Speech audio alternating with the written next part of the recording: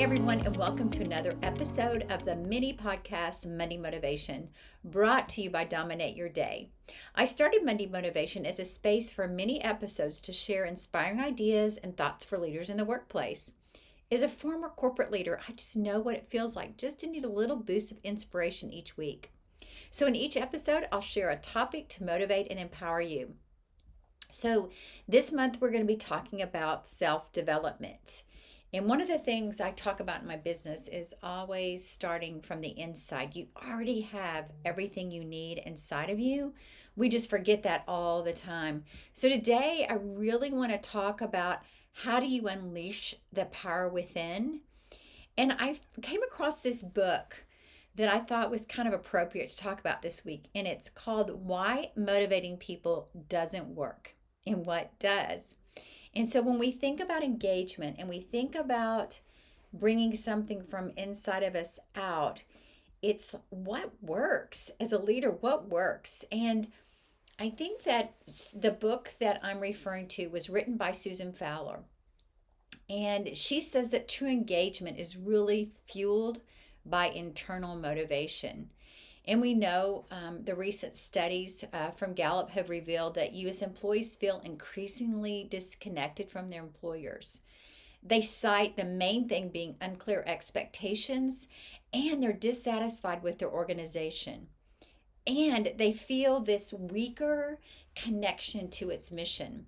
Many feel overlooked personally at work.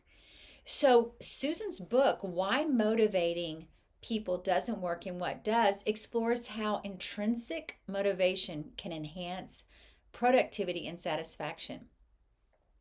She's taking a different approach here, and she's really advocating for meeting three psychological needs: choice, number one; connection, number two; and competence, number three, so that you can nurture genuine motivation from outside from you to your people. So what are some lessons that I've learned from this book and as we move forward in the workplace right now and motivating our people? Number one is encourage choice. So not about unlimited freedom. I think so many of us think that we can't give choice and that it has to be about this or that. But really, as a leader, it's about empowering your employees to be the drivers of their actions. So what we're talking about here is not only you unleashing what you have inside of you, but unleashing inside of them what they have to motivate themselves.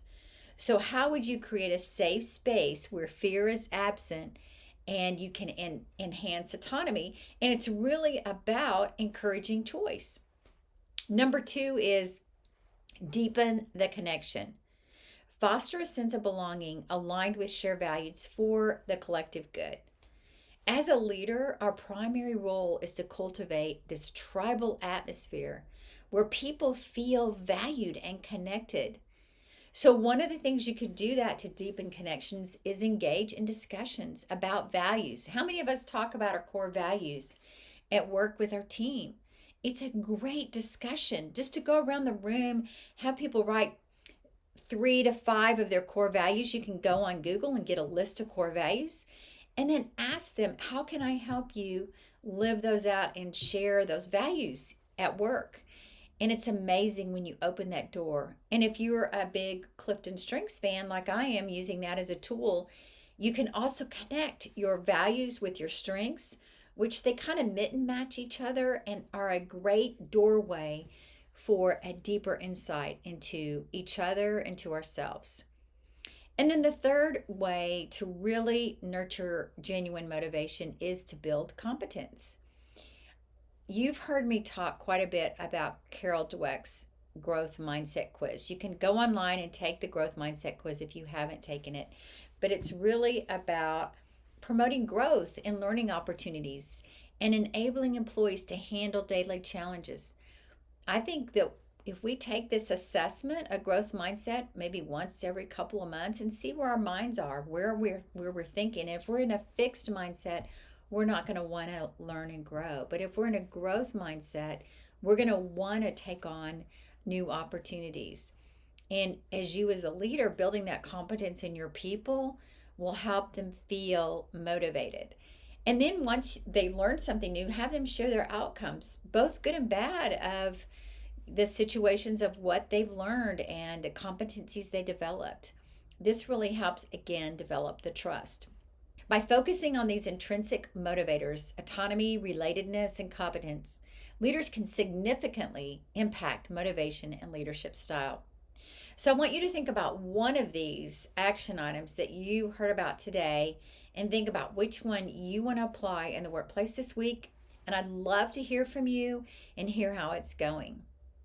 So, just quickly before we finish, most listeners don't yet follow the podcast. Every additional follower we get helps us to raise the profile of the podcast and bring you more episodes. So if you can do one thing for us today, then please hit that follow button and get updated whenever we put new content live. But if you can do a second thing for us today, could you share this podcast with a friend? Thanks for listening and tune in